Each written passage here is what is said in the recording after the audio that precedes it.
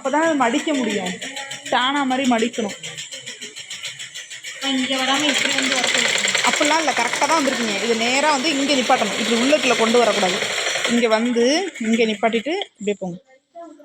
இந்த தச்சுட்டு கூட பிரிச்சுக்கலாம், தைங்க ஃபஸ்ட்டு. அந்த அளவுக்கு நேராக அங்கே வந்து திருப்பிட்டு அதுக்கப்புறம் இது பண்ணுங்க. என்னடா அது காட்டுங்க.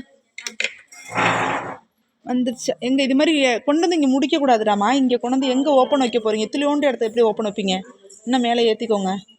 இருங்க ஒரு நிமிஷம் வரேன்.